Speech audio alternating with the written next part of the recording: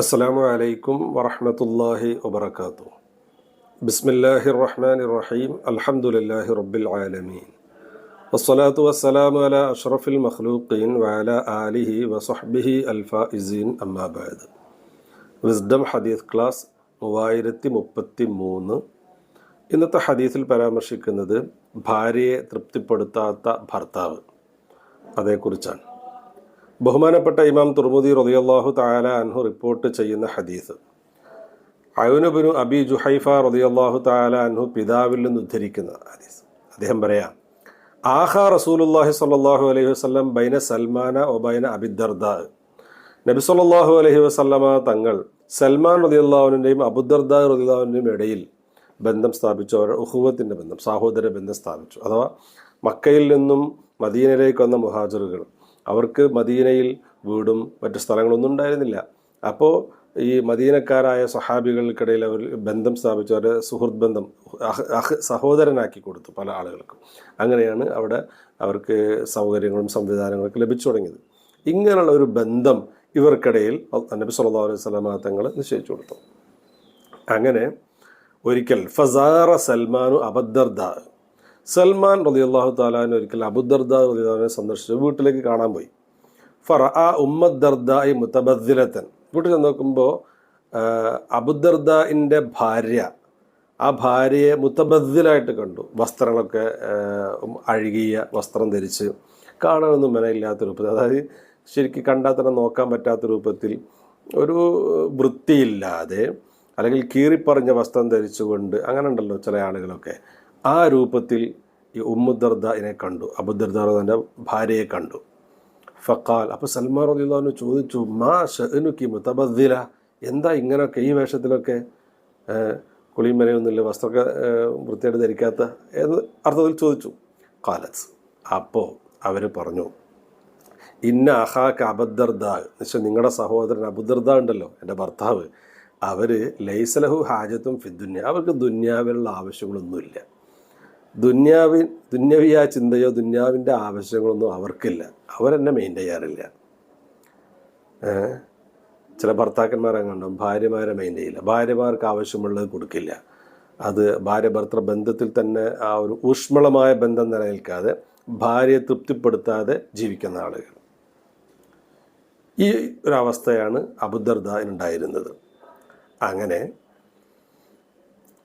കാല അദ്ദേഹം പറയാം, ഫലമ്മ ജാ അബൂ ദർദാ, അബൂ ദർദാ റളിയല്ലാഹു തആല അൻഹു വന്നപ്പോൾ ഖറബ ഇലൈഹി തആമൻ, ഇദ്ദേഹത്തിന് ഭക്ഷണം കൊണ്ടുവച്ചു കൊടുത്തു. ആർക്ക്? സൽമാൻ റളിയല്ലാഹു തആല അൻഹു ഗസ്റ്റ് അല്ലേ, ഭക്ഷണം കൊണ്ടു കൊടുത്തു. സഹോദരനാണ്, ഗസ്റ്റാണ്, ഭക്ഷണം കൊണ്ടു കൊടുത്തു. ഫഖാൽ, എന്നിട്ട് പറഞ്ഞു, കുൽ ഫഇന്നി സായിമുൻ, നിങ്ങൾ കഴിച്ചോളി, എനിക്ക് നോമ്പാണ്, ഞാൻ നോമ്പുകാരനാണ്. അബൂ ദർദാ പറയാം, എനിക്ക് നോമ്പാണ്, നിങ്ങൾ കഴിച്ചോളൂ എന്ന് സൽമാൻ റളിയല്ലാഹു തആല അൻഹുവിനോട് പറഞ്ഞു.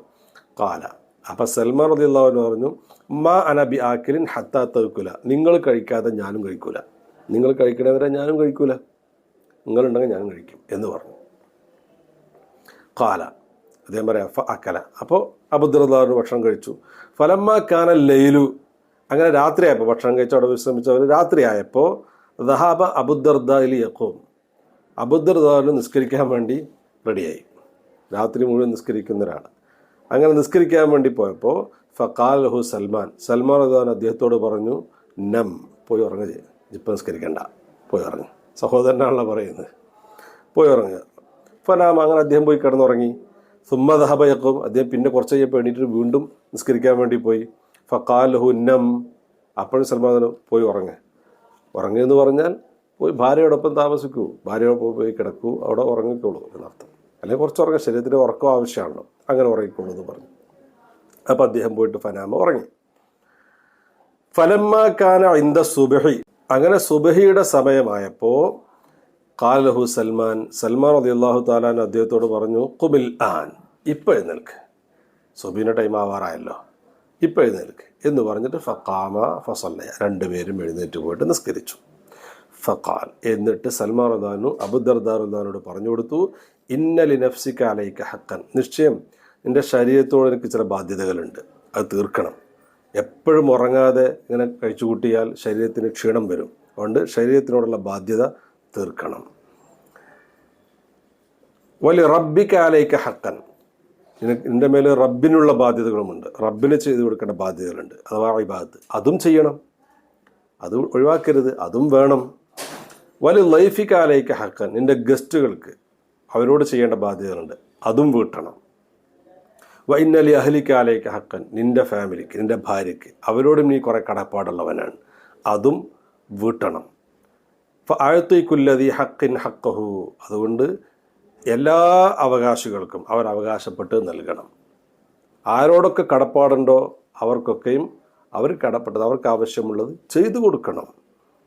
ഫഅതയൻ നബിയ സല്ലല്ലാഹു അലൈഹി വസല്ലം ഫദക്കറ ദാലിക, അങ്ങനെ അവിടുന്ന് പിന്നെ രണ്ടുപേരും നബി സല്ലല്ലാഹു അലൈഹി വസല്ലം തങ്ങളടുത്ത് നിന്നിട്ട് ഉണ്ടായ സംഭവങ്ങളൊക്കെ റസൂലുള്ളാഹിനോട് പറഞ്ഞു.